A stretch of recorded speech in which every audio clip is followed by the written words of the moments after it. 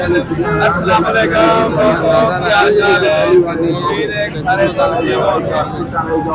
आज तो 50 साल पहले एंटरटेनमेंट वाला जिन्ना कब शुरू किया अल्हम्दुलिल्लाह आज भी 50 साल तो पहले जितना जारी हो सारी ये बड़िया पुरानियां गल्लां ने उदों दे लगे इरानी सर्कस पाकिस्तान का सब तो बड़ा सर्कस है। काफी देर तो सुनते आ रहा है जी, लेकिन अज असीं इंशाअल्लाह तुहानूं विखावांगे फ्री शो विखावांगे, बब्बर शेर हाथी घोड़े सारा दे करतब विखावांगे।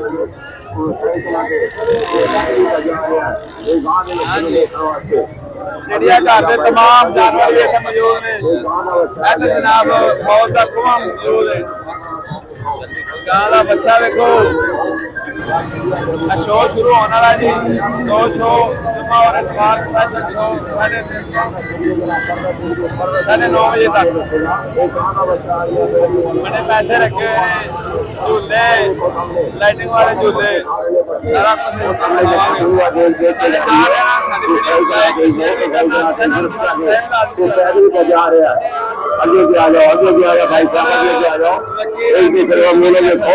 कुछ बेचारे लखो लकी वाली चिड़ियाघर आ गया, लकी वाली चिड़ियाघर और सामने देखो एक गाँव का बच्चा आ गया। गाँव का बच्चा टीका लाई जाओ, टीका लाई जाओ। लकी वाली चिड़ियाघर के अंदर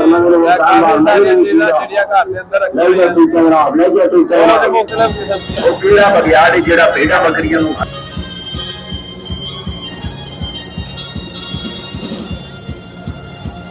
हड्डियों को रबड़ की तरह बना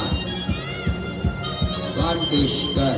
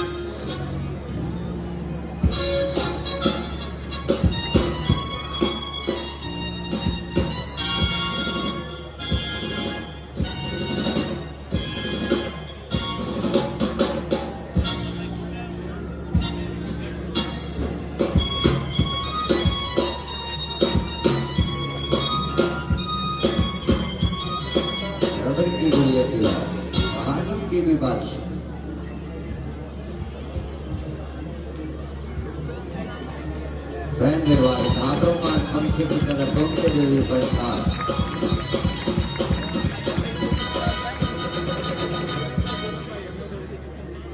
अरे तो देखिए बेबी फनकार को क्या हुआ। अरे क्या हुआ, ये जल्दी से पानी लाए लगता है। बेबी फनकार चिकरा के जल्दी से पानी लाए। हम की गुड़िया आप भी जाया करें।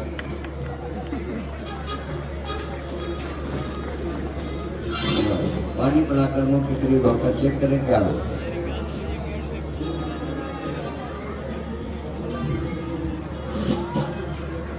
आप प्रेशर वाले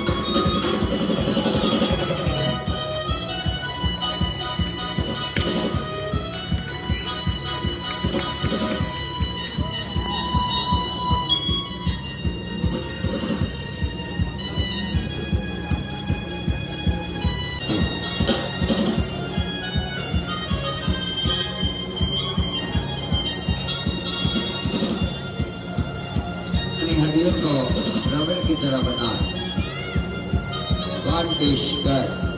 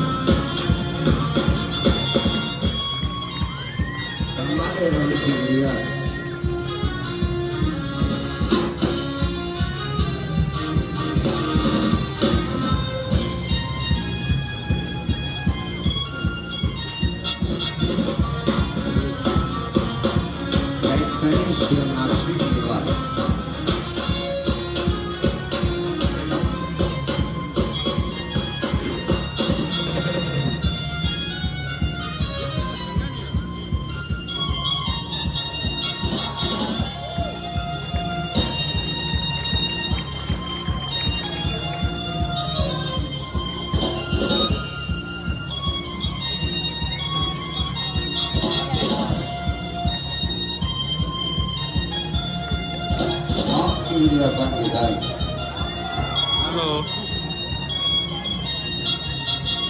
बस खत्म होना लगे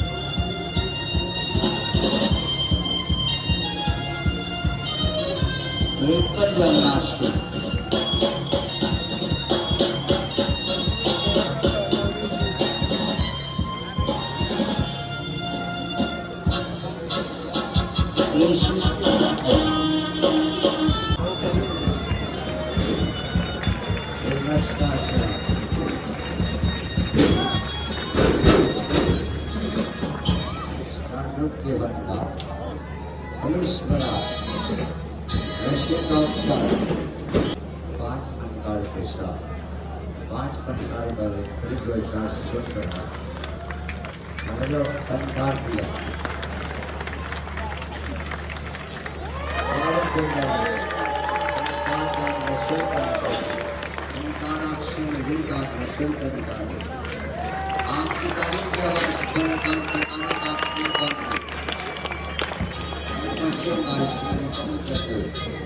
Spanish के बनता